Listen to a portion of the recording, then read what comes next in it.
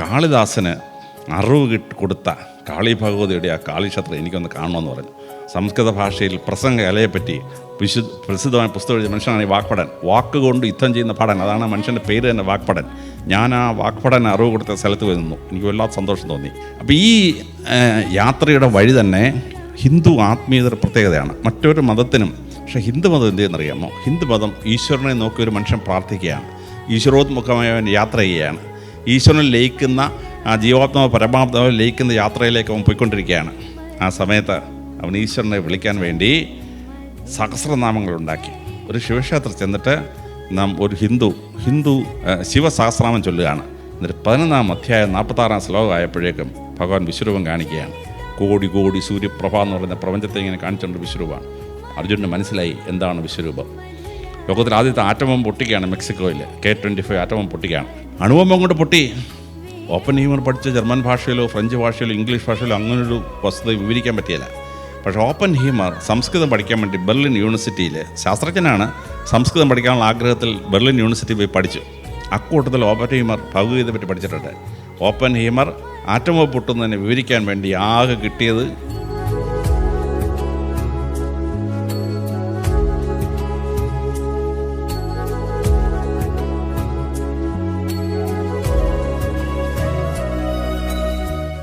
ഞാൻ ഇൻഡോറിലെ police academy ലെക്ചറിന് പോയി.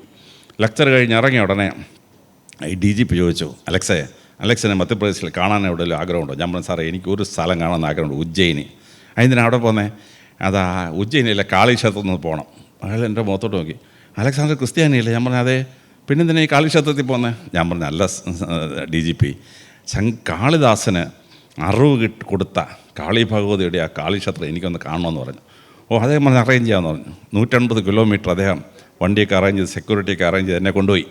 ഞാൻ കാളിക്ഷേത്രത്തിൽ ചെന്നിട്ട് അവിടെ വെച്ചിട്ടാണ് വാക്പടൻ എന്ന് പറയുന്ന നവരത്നങ്ങളിലെ കവിയുടെ മകൻ, അദ്ദേഹത്തിന് 12 വയസ്സിൽ എഴുതാനും വായിക്കാനും അറിഞ്ഞൂടായിരുന്നു. ആ എഴുതാനും വായിക്കാനും അറിയാത്ത അദ്ദേഹത്തെ കളിയാക്കി കഴിഞ്ഞപ്പം വിക്രമാദിത്യ രാജാവ് അച്ഛനോട് പറഞ്ഞു, നീ പോയി കാളി ഭഗവതിയോട് പോയി പ്രാർത്ഥിച്ച് എൻ്റെ മകൻ സംസാരിക്കുമെന്ന് പറഞ്ഞു. അങ്ങനെ ഈ ഊമനും ബധിരനുമായ 12 വയസ്സുള്ള വാക്പടനെ കൊണ്ട് അച്ഛൻ പോയി ഉജ്ജയിനിയിലെ കാളിക്ഷേത്രത്തിന് മുമ്പിൽ നിന്ന് പ്രാർത്ഥിച്ച്. അത് കഴിഞ്ഞപ്പോൾ കാളി ഭഗവതി സംസാരിക്കാൻ കൊടുത്തു. സംസ്കൃത ഭാഷയിൽ പ്രസംഗ കലയെപ്പറ്റി പ്രസിദ്ധമായ പുസ്തകം എഴുതിയ മനുഷ്യനാണ് ഈ വാക്പടൻ. വാക്കുകൊണ്ട് യുദ്ധം ചെയ്യുന്ന പടൻ, അതാണ് ആ മനുഷ്യൻ്റെ പേര് തന്നെ, വാക്പടൻ. ഞാൻ ആ വാക്പടൻ അറിവ് കൊടുത്ത സ്ഥലത്ത് പോയി നിന്നു. എനിക്ക് വല്ലാത്ത സന്തോഷം തോന്നി. അത് കഴിഞ്ഞ് ഞാൻ കാളിക്ഷേത്രത്തിൽ ചെന്ന് ഈ കാളിദാസന് ഈ ഭഗവതി ഒന്ന് അറിവ് വേണമെന്ന് വെച്ചപ്പം നാക്ക് നീട്ടാൻ നാക്കിനകത്ത് ഭഗവതി എഴുതി ഹരി ശ്രീ ഗണപതായ നമ എന്നെഴുതി. കാളിദാസന് അറിവ് കിട്ടി. കാളിദാസന് അവസാനം സമസ്യ പൂരിപ്പിക്കാൻ പറ്റുന്നില്ല. ഖായിക്ക ഗായിക്ക എന്നൊരു സമസ്യ ഇട്ട് കൊടുത്തു. കവികളെല്ലാം നോക്കിയിട്ട് ഒരു രക്ഷയില്ല. 5-ാം ദിവസം കാളിദാസൻ കാളിഭഗവതി തന്നു, ഭഗവതിയെ നീയാണ് എനിക്ക് അറിവ് തന്നത്, ഇവിടെ ഞാൻ ചൊല്ലിടാൻ പാടില്ല, എന്നെ സഹായിക്കണമെന്ന് പറഞ്ഞു. അങ്ങനെ പ്രാർത്ഥിച്ചിട്ട് കാളിദാസൻ ഈ കാളിക്ഷേത്രത്തിൻ്റെ അവിടെ നിന്ന് ഇടതുവശത്തൊരു ഗേറ്റിനകത്തൊരു 12 സ്റ്റെപ്പുണ്ട്. 12 സ്റ്റെപ്പ് ഇറങ്ങി ചെന്നൊരു പാറയാണ്. ആ പാറ കഴിഞ്ഞാൽ ചെറിയൊരു ഇടവഴി ഉണ്ട്, അതിനപ്പുറത്ത് നദിയാണ്. ആ പാറപ്പുറത്ത് വന്നിരുന്നു. അപ്പോഴൊരു കൊച്ചു കുട്ടി നടന്നു വന്നു. കാളിദാസൻ നോക്കി ചിരിച്ച്. കാളിദാസൻ ചോദിച്ചു, കാത്തോമ്പല നീ ആരാന്ന് ചോദിച്ചു. പെങ്കൊച്ചു പറഞ്ഞു കാഞ്ചനമല, എൻ്റെ പേര് കാഞ്ചനമല എന്നാണ്. അദ്ദേഹം ചോദിച്ചു കസ്യാപത്തിന് ആരുടെ മോളാന്ന് ചോദിച്ചു. അവിടെ പറഞ്ഞു കനകലതയുടെ മോളാന്ന് പറഞ്ഞു. കിംബ ഹസ്ത എൻ്റെ കയ്യിലെന്താന്ന് ചോദിച്ചു. പെങ്കൊച്ചു പറഞ്ഞു കദലീപത്രം, താളിയോലയാണ്. കാവാരക്ക എന്താണത് എഴുതിയിരിക്കുന്നത്? പെങ്കൊച്ചു പറഞ്ഞു ഖ ഇക്ക ഗാ ഇക്ക. കാളിദാസന് മനസ്സിലായി കാളി ഭഗവതിയാണ് നിൽക്കുന്നതെന്ന്. അപ്പോഴേ കാളി ഭഗവതി അപ്രത്യക്ഷയായി. 1-ാമത്തെ പേര് കഴിഞ്ഞപ്പോഴേ കാളിദാസൻ കണ്ടുപിടിക്കേണ്ടതായിരുന്നു. കാഞ്ചനമാല എന്ന് പറയുന്നത് കാളി ഭഗവതിയുടെ പര്യായതാണ്. അപ്പോൾ കാത്തോമ്പാലെ കാഞ്ചനമാല എന്ന് പറഞ്ഞപ്പോൾ കാളിദാസന് മനസ്സിലായില്ല. 4 പേര് കഴിഞ്ഞപ്പോൾ മനസ്സിലായി. അദ്ദേഹം പോയി സമസ്യ ഫില്ലപ്പ് ചെയ്ത് കൊടുത്ത് 1000 സ്വർണ്ണാണയം കിട്ടി. ഇപ്പോഴത്തെ വിലക്കാണ്ട് 5 കോടി രൂപ കൈ കിട്ടി. ഞാൻ ഈ സ്റ്റെപ്പ് ഇറങ്ങി ചെന്നിട്ട് കാളിദാസൻ ഇരുന്ന് ആ പാറപ്പുറത്തൊന്ന് ഇരുന്നു. എൻ്റെ ശരീരം മുഴുവൻ അങ്ങോട്ട് രോമാഞ്ചം കൊണ്ടുപോയി. നമ്മൾ ഈ രോമാഞ്ചം കൊണ്ടുവന്നൊക്കെ വായിച്ചിട്ടുള്ളതല്ലാതെ എൻ്റെ ഓരോ രൂപവും എഴുന്നേറ്റുന്നു. കാരണം ഞാൻ കാളിദാസൻ ഇരുന്ന ആ സ്ഥലത്താണല്ലോ ഇരിക്കുന്നതെന്ന് തോന്നിക്കഴിഞ്ഞപ്പം നമുക്കുണ്ടാകുന്ന സന്തോഷം, അതാണ് എക്സ്റ്റസി എന്ന് പറയുന്നത്. അപ്പോൾ ആ ലെവലിലേക്ക് 100 പേര് ജീവിച്ചിരുന്ന 1-2 പേരെ അവിടെ എത്തുള്ളൂ. ബാക്കിയുള്ളവരെല്ലാം ഈ സാറ്റിസ്ഫാക്ഷൻ, ജോയ്, ഹാപ്പിനെസ് വന്ന് നിൽക്കും. അപ്പോൾ എക്സ്റ്റസി കിട്ടിയ വലിയ ഭാഗ്യം. പിന്നെ ലക്ഷക്കണക്കിന് സന്യാസിമാരിൽ 1-2 പേർക്കായിരിക്കും ഈ ബ്ലിസ്സിൻ്റെ ലെവലിലോട്ട് എത്തുക. അപ്പോൾ ഈ യാത്രയുടെ വഴി തന്നെ ഹിന്ദു ആത്മീയതയുടെ പ്രത്യേകതയാണ്. മറ്റൊരു മതത്തിനും ഇങ്ങനെ സന്തോഷത്തെ വേർതിരിച്ച് കാണിക്കാനോ ഈശ്വരോത്മുഖമായി പോകുമ്പോൾ നമുക്ക് കിട്ടുന്ന മഹത്തായ സന്തോഷത്തെപ്പറ്റി മനസ്സിലാക്കാനോ കഴിയില്ല. അതാണ് ഹിന്ദു ആത്മീയതയുടെ വളരെ വലിയ പ്രത്യേകത. ഇനി അങ്ങനെ വല്ല പ്രത്യേകത വരുമ്പോൾ നമ്മൾ ഈശ്വരനെ അഡ്രസ്സ് ചെയ്യാം. അത് ഹിന്ദു ആത്മീയത വലിയൊരു പ്രത്യേകതയാണ്. ഞങ്ങളുടെയൊക്കെ മതത്തിനകത്ത് ഈശ്വരനൊരു പേരേ ഉള്ളൂ. യഹൂദന്മാർക്ക് യാവേ, ഞങ്ങൾക്ക് യേശു ക്രിസ്തു, മുസ്ലിങ്ങൾക്ക് അല്ലാഹു, അത്രേ ഉള്ളൂ. പക്ഷേ ഹിന്ദുമതം എന്ത് ചെയ്യുന്നറിയാമോ? ഹിന്ദുമതം ഈശ്വരനെ നോക്കി ഒരു മനുഷ്യൻ പ്രാർത്ഥിക്കുകയാണ്, ഈശ്വരോത്മുഖമായി അവൻ യാത്ര ചെയ്യുകയാണ്, ഈശ്വരനിൽ ലയിക്കുന്ന ആ ജീവാത്മാവ് പരമാത്മാവ് ലയിക്കുന്ന യാത്രയിലേക്ക് അവൻ പോയിക്കൊണ്ടിരിക്കുകയാണ്. ആ സമയത്ത് അവൻ ഈശ്വരനെ വിളിക്കാൻ വേണ്ടി സഹസ്രനാമങ്ങളുണ്ടാക്കി. ഒരു ശിവക്ഷേത്രത്തിൽ ചെന്നിട്ട് നാം ഒരു ഹിന്ദു ശിവസഹസ്രനാമം ചൊല്ലുകയാണ്. ത്രൈ സാങ്ക്യം പരിമിതവിധം പ്രഭിന്ന പ്രസ്ഥാനം എന്നങ്ങോട്ട് തുടങ്ങിയാലുണ്ടല്ലോ 1000 പേരുകളാണ്. പിന്നീട് പരമശിവനാൽ കൊല്ലപ്പെട്ട അമ്മായിപ്പൻ്റെ യക്ഷൻ്റെ വായിൽ നിന്നാണ് ഈ ശിവസഹസ്രനാമം വരുന്നത്. നമ്മളൊരു വിഷ്ണു ക്ഷേത്രത്തിൽ പോയി, ഗുരുവായൂരപ്പൻ്റെ അടുത്ത് പോയി, നമ്മളെന്ത് ചെയ്യും? വിഷ്ണു സഹസ്രനാമം ചൊല്ലും. വിഷ്ണു സഹസ്രനാമം ആരാണ് ഈ വിഷ്ണു സഹസ്രനാമം ചൊല്ലിയത്? അത് ഭീഷ്മാചാര്യർ ചൊല്ലുന്നതാണ്. ഭീഷ്മാചാര്യർ മരണക്കിടക്കയിലാണ്. നമ്മുടെ ഭീഷ്മാചാര്യർക്ക് ഉത്തരായന കാലത്തെ മരിക്കാൻ പറ്റും. അതുകൊണ്ടാണ് ദുര്യോധനൻ ദക്ഷിണായന കാലത്ത് യുദ്ധം കൊണ്ട് വെച്ചത്. ദക്ഷിണായന കാലത്ത് ഒരിക്കലും സേനാനായകൻ മരിക്കാൻ പറ്റാതെ കഴിഞ്ഞ് യുദ്ധം തോക്കത്തില്ലല്ലോ. പക്ഷെ ഭഗവാൻ ഈ ഭീഷ്മരെ ചരശയിൽ കിടത്തിയ ശേഷം യുദ്ധം ജയിച്ചു. അപ്പോൾ ഉത്തരായണം തുടങ്ങുന്നത് എന്നാണ്? മകരസംക്രാന്തി. മകരസംക്രാന്തിക്കാണ് ഉത്തരായണം തുടങ്ങുന്നത്. ആ മകരസംക്രാന്തിയാണ് ക്രിസ്ത്യാനികൾ ക്രിസ്മസ് ആയിട്ട് ആഘോഷിക്കുന്നത്. അന്ന് AD 352 ഫിക്സ് ചെയ്തുകൊണ്ട് ഞങ്ങളിപ്പോഴും ഡിസംബർ 25 നിൽക്കുന്നേ ഉള്ളൂ. ഇപ്പോൾ മകരസംക്രാന്തി ഓരോ വർഷവും 4 ദിവസം കൂടി ഇപ്പം ജനുവരി 14 മകരസംക്രാന്തി വരുന്നത്. അത് ഈ ഉത്തരായണം തുടങ്ങുന്ന ദിവസമാണ്. അപ്പം മകരസംക്രാന്തി രാവിലെ ഭഗവാൻ കൃഷ്ണൻ നേരെ ഭീഷ്മരുടെ അടുത്ത് വന്നു. ഭീഷ്മരെ കണ്ടുടനെ പറഞ്ഞു, എൻ്റെ കൃഷ്ണ, നീ വിഷ്ണു ഭഗവാനാണെന്ന് എനിക്ക് പണ്ടേ അറിയാമായിരുന്നു കൃഷ്ണ എന്ന് പറഞ്ഞിട്ട് ഒരൊറ്റ സ്തോത്രമാണ്, വിഷ്ണു സഹസ്രനാമ സ്തോത്രം. അത് കഴിഞ്ഞപ്പോൾ ഭഗവാൻ എന്ത് ചെയ്തു? ഭഗവാൻ ഭീഷ്മർക്ക് വിശ്വരൂപം കാണിച്ചു കൊടുത്തു. വിശ്വരൂപം കാണിച്ചു കൊടുത്തത് പൂർണ്ണതയിലെത്തിയ ശേഷമാണ് ഭീഷ്മർ മരിക്കുന്നത്. അപ്പോൾ ഈശ്വരനെ ദർശിക്കാൻ കഴിഞ്ഞാൽ നമുക്ക് ഈ ലൗകിക ജീവിതത്തിൽ നമുക്ക് കിട്ടുന്ന ബ്ലിസ്സിലേക്ക് നമ്മൾ എത്തിച്ചേരുകയാണ്. ആ ഈശ്വരൻ നമ്മളെ വിശ്വരൂപം കാണിക്കണമെങ്കിൽ നമ്മൾ ആ രീതിയിൽ പ്രാർത്ഥനാപരമായി ഈശ്വരൻ്റെ അടുത്ത് ചെന്നെങ്കിലേ പറ്റുള്ളൂ. ഉദാഹരണത്തിന് ശ്രീകൃഷ്ണൻ ജീവിതത്തിൽ 4 തവണ വിശ്വരൂപം കാണിക്കുന്നത്. കൊച്ചുകുട്ടി കുഴപ്പമൊക്കെ ഉണ്ടാക്കി കുസൃതി കാണിച്ചപ്പം ഉരുളിപ്പിടിച്ച് കെട്ടിയിട്ട് അടിക്കാനായിട്ട് വളർത്തമ്മ യശോദാമ്മ വടിയെടുത്തു. ഭഗവാൻ കൃഷ്ണൻ വാതുറന്ന് കാണിച്ചു കൊടുത്തു, വിശ്വരൂപം കണ്ടു. അതോടെ യശോദയ്ക്ക് മനസ്സിലായി ഇത് കൊച്ചു പയ്യനൊന്നുമല്ല, ഈശ്വരനാണെന്ന് മനസ്സിലായി. രണ്ടാമത് ഭഗവാൻ വിശ്വരൂപം കാണിച്ചു. ആരെയാണ്? ദുര്യോധനനെ. യുദ്ധം ഒഴിവാക്കാൻ വേണ്ടി ശ്രീകൃഷ്ണൻ ചെല്ലുകയാണ്. അപ്പോൾ ഹസ്തനപുരത്ത് വെച്ച് ശകുനിയും ദുര്യോധനോട് ആലോചിച്ചു, ഇവൻ മറുസൈഡിൽ നിന്നാൽ പാണ്ഡവർ യുദ്ധം ജയിക്കും. അപ്പോൾ ഇവനെ അങ്ങ് അറസ്റ്റ് ചെയ്ത് ജയിലിലിട്ടാലേ സംഭവം ഒഴിവാക്കി കിട്ടുമല്ലോ. അറസ്റ്റ് ചെയ്യാമെന്ന്. ആ സമയത്ത് ഭഗവാൻ കൃഷ്ണൻ ഒരു വിശ്വരൂപം കാണിച്ചു. ആ വിശ്വരൂപം കാണിച്ചത് ഭീകരമായൊരു വിശ്വരൂപമായിരുന്നു. ആ വിശ്വരൂപം കാണിച്ചപ്പോൾ ദുര്യോധനനും ശകുനിക്കൊക്കെ വയറിളക്കവും ഛർദിലും ഒക്കെ ഉണ്ടായി, പേടിച്ചു പോയവന്മാർ. മൂന്നാമത് ഭഗവാൻ വിശ്വരൂപം കാണിച്ചു. അത് ഭഗവത്ഗീത 11-ാം അധ്യായത്തിലാണ്. 8-ാം അധ്യായം കഴിഞ്ഞപ്പോഴേക്കും അർജുനൻ പറഞ്ഞു, ഭഗവാനെ അങ്ങയുടെ വിശ്വരൂപം എന്നെ ഒന്ന് കാണിക്കാമോ? ഭഗവാൻ പറഞ്ഞു, നിനക്ക് നീല് വില്ലാളി വീരനൊക്കെയാണ്, പക്ഷേ നിനക്കത് കാണാനുള്ള ശക്തി ഉണ്ടെന്ന് എനിക്ക് സംശയം. 9-ഉം 10-ഉം അധ്യായങ്ങളിലായിട്ട് ഭഗവാൻ ഈ അർജുനനെ പ്രിപ്പയർ ചെയ്തു വിശ്വരൂപം കാണിക്കാൻ വേണ്ടി. എന്നിട്ട് 11-ാം അധ്യായം 46-ാം ശ്ലോകം ആയപ്പോഴേക്കും ഭഗവാൻ വിശ്വരൂപം കാണിക്കുകയാണ്. കോടി സൂര്യപ്രഭ എന്ന് പറയുന്ന പ്രപഞ്ചത്തെ ഇങ്ങനെ കാണിച്ചുകൊണ്ട് വിശ്വരൂപമാണ്. അർജുനന് മനസ്സിലായി എന്താണ് വിശ്വരൂപം. ലോകത്തിൽ ആദ്യത്തെ ആറ്റം ബോംബ് പൊട്ടിക്കുകയാണ് മെക്സിക്കോയിൽ. K-25 atom bomb പൊട്ടിക്കുകയാണ്. അപ്പോൾ അത് 8 കിലോമീറ്റർ ദൂരെ ഒരു സ്റ്റീൽ ഗോപുരത്തിന് മുകളിൽ നിന്ന് ഓപ്പൻഹീമർ ഉൾപ്പെടെ കണ്ടുകൊണ്ടിരിക്കുകയാണ്. അണുബോംബം കൊണ്ട് പൊട്ടി. ഓപ്പൻഹീമർ പഠിച്ച ജർമ്മൻ ഭാഷയിലോ ഫ്രഞ്ച് ഭാഷയിലോ ഇംഗ്ലീഷ് ഭാഷയിലോ അങ്ങനൊരു വസ്തുത വിവരിക്കാൻ പറ്റിയില്ല. പക്ഷേ ഓപ്പൻഹീമർ സംസ്കൃതം പഠിക്കാൻ വേണ്ടി ബെർലിൻ യൂണിവേഴ്സിറ്റിയിൽ, ശാസ്ത്രജ്ഞനാണ്, സംസ്കൃതം പഠിക്കാനുള്ള ആഗ്രഹത്തിൽ ബെർലിൻ യൂണിവേഴ്സിറ്റി പോയി പഠിച്ചു. അക്കൂട്ടത്തിൽ ഓപ്പൻഹീമർ ഭഗവത്ഗീതയെ പറ്റി പഠിച്ചിട്ടുണ്ട്. ഓപ്പൻഹീമർ ആറ്റം ബോംബ് പൊട്ടുന്നതിനെ വിവരിക്കാൻ വേണ്ടി ആകെ കിട്ടിയത് ഭഗവത്ഗീതയിലെ കോടി സൂര്യപ്രഭ എന്ന് പറയുന്ന ഭാഗമാണ്. നിങ്ങൾ ഓപ്പനിങ് സിനിമ കണ്ടു കഴിഞ്ഞാൽ ഈ ചൊല്ലുന്നതൊക്കെ കേൾക്കാൻ പറ്റും. 4-മതാണ് ഭീഷ്മരെ വിശ്വരൂപം കാണിക്കുന്നത്. പക്ഷേ ഈ കാണിക്കുമ്പോൾ എന്താണ്? ഭഗവാൻ അത് കാണുന്ന ആളിൻ്റെ രീതിയിൽ ഭഗവാൻ മാറിക്കൊടുക്കും. യശോദാമ്മയെ വിശ്വരൂപം കാണിച്ചപ്പോഴുണ്ടല്ലോ, നല്ല പൂക്കൾ, പ്രകൃതിരമണീയമായ കാഴ്ചകൾ, ഒഴുകുന്ന നദികൾ, കൊച്ചുകുട്ടികളുടെ കളിയും ചിരിയും ഒക്കെയാണ് ഭഗവാൻ കാണിച്ചു കൊടുത്തത്. യശോദാമ്മ പാവം സ്ത്രീക്ക് അത്രേ കഴിവുള്ളൂ. യശോദാമ്മ കണ്ടപ്പോൾ ഭഗവാനെ മനസ്സിലായി. ദുര്യോധന വിശ്വരൂപം കാണിച്ചപ്പോൾ ഉണ്ടല്ലോ, ഭയപ്പെടുത്തി അവൻ്റെ മലമൂത്ര വിസർജനം പേടിച്ചു, മലമൂത്ര വിസർജനം ചെയ്തു പേടിച്ചിട്ട്. എന്നാൽ അർജുനനെ വിശ്വരൂപം കാണിക്കുമ്പം മഹാഭാരത യുദ്ധത്തിൻ്റെ നടുക്ക് നിൽക്കുകയാണ്. അദ്ദേഹം എന്ത് ചെയ്തു? നക്ഷത്രങ്ങളും ഗ്രഹങ്ങളും ലോകത്തിൻ്റെ വലിപ്പവും ഒക്കെ കാണിച്ചു കൊടുത്തു അർജുനന് പോസിറ്റീവ് സൈഡ് ഓഫ് വിശ്വമാണ് കാണിച്ചു കൊടുത്തത്. എന്നാൽ ഭീഷ്മരോ 110 വയസ്സ് വരെ ജീവിച്ചിരുന്ന് ജീവിതത്തിൻ്റെ പൂർണ്ണതയിലെത്തി. ഇനി മോക്ഷം കിട്ടാൻ വേണ്ടി ഒരു ചെറിയ ഫ്രാക്ഷൻ ഓഫ് നോളജ് മാത്രം മതി.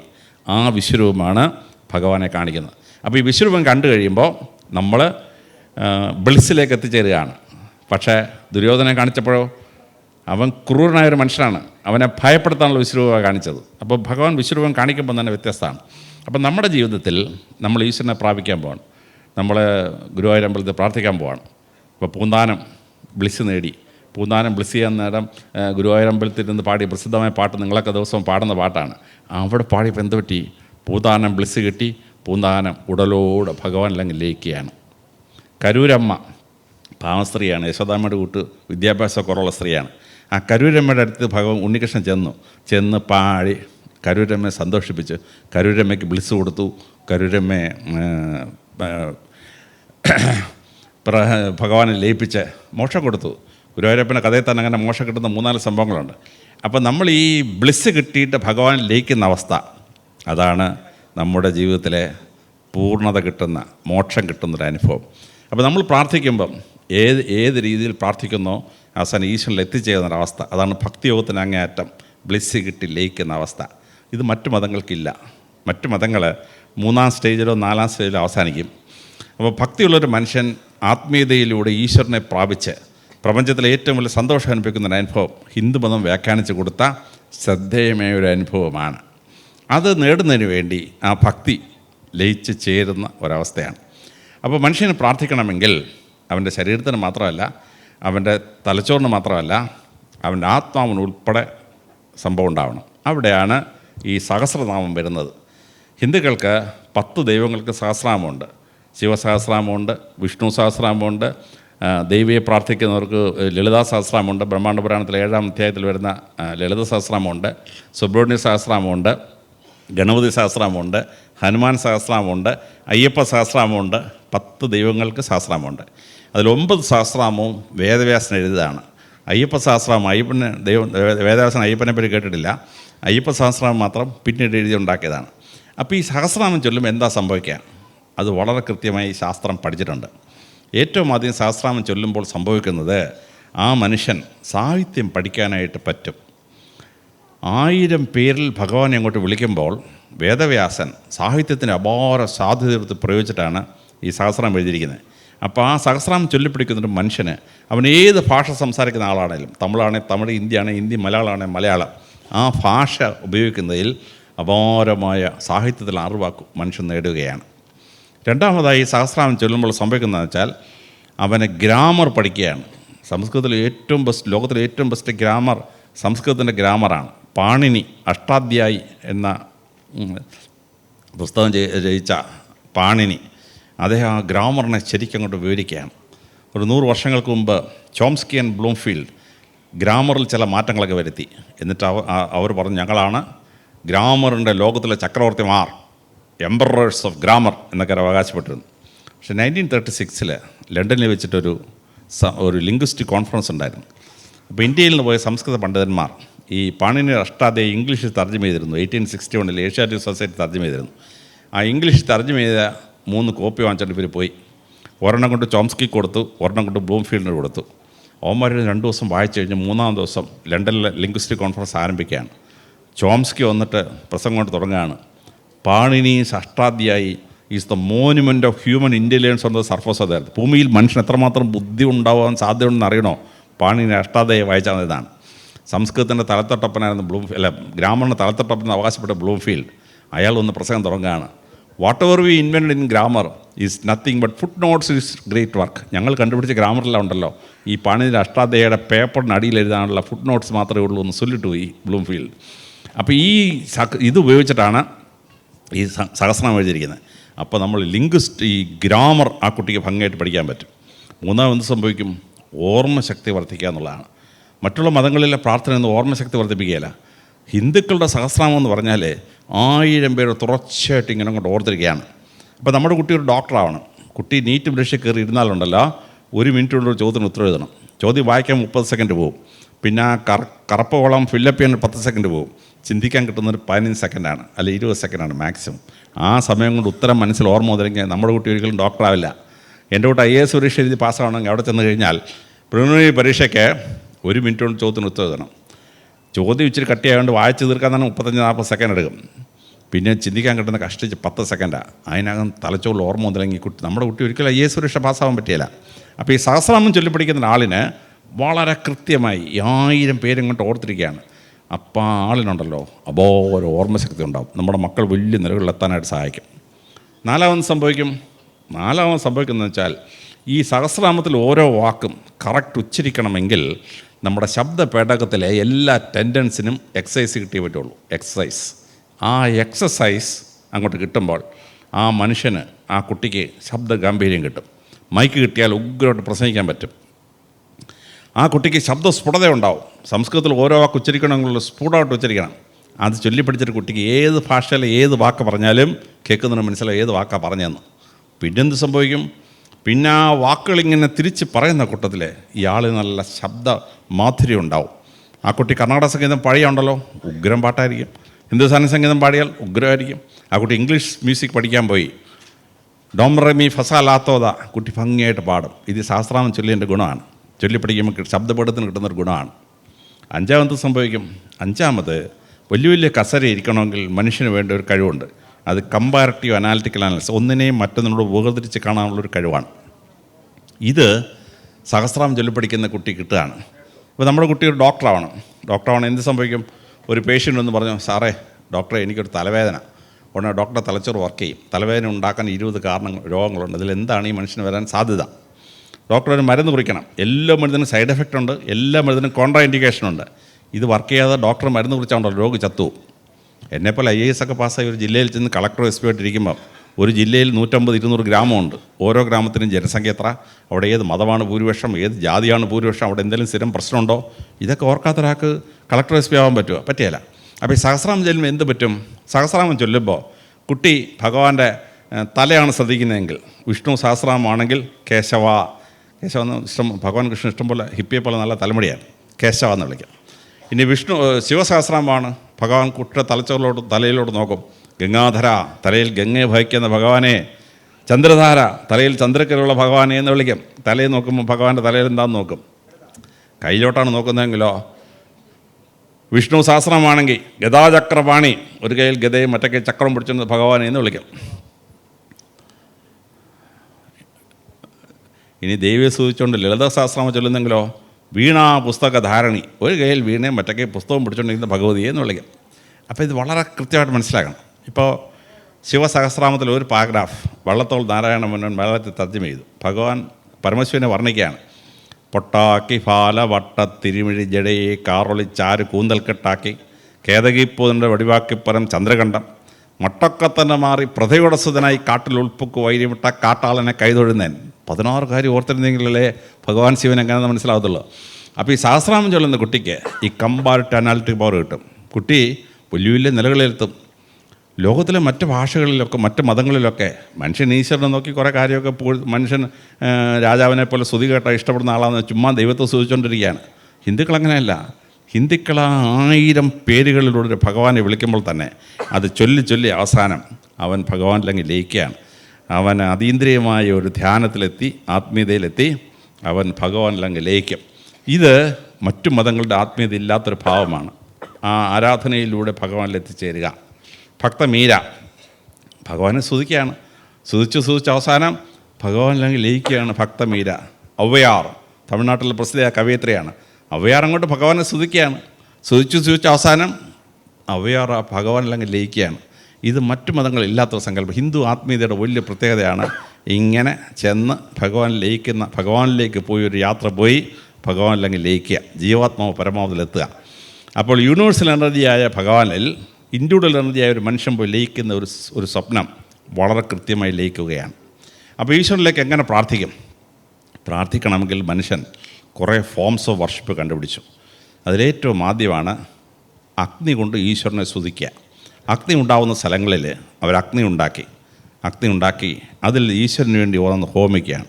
ഇച്ചിരി നെയ്യ് ഊരി അങ്ങോട്ട് ഒഴിച്ചു, ഇച്ചിരി അതങ്ങോട്ട് കോരി ഒഴിച്ച് ഓരോ മന്ത്രം അവസാനിക്കുമ്പോഴും സ്വാഹ അഗ്നിഭഗവാൻ പറയുകയാണ് ഞാൻ തിന്നടാ നിൻ്റെ I have consumed what you put എന്ന് ഭഗവാൻ അഗ്നിദേവൻ തിരിച്ചു പറയുന്ന ഭാഗമാണ് ഓരോ മന്ത്രത്തിൻ്റെ അവസാനം സ്വാഹ സ്വാഹ എന്ന് അവസാനിക്കും. അപ്പോൾ അഗ്നിയിലൂടെ എങ്ങനെയാണോ അഗ്നിയിൽ നിന്ന് പുകയായും ആവിയായും അത് ആകാശത്തേക്ക് ദൈവത്തെങ്കിലേക്ക് പോകുന്നത്, ആ രീതിയിൽ ഈശ്വരനെ പ്രാർത്ഥിക്കുന്നു. വർഷിപ്പ് വിത്ത് ഫയർ. രണ്ടാമത് മനുഷ്യനെ പ്രാർത്ഥിക്കാൻ പഠിച്ച എങ്ങനെയാണ്? Worship with water. ഭൂമിയിൽ ആദ്യത്തെ സംസ്കാരങ്ങൾ നദീതര സംസ്കാരങ്ങളായിരുന്നു.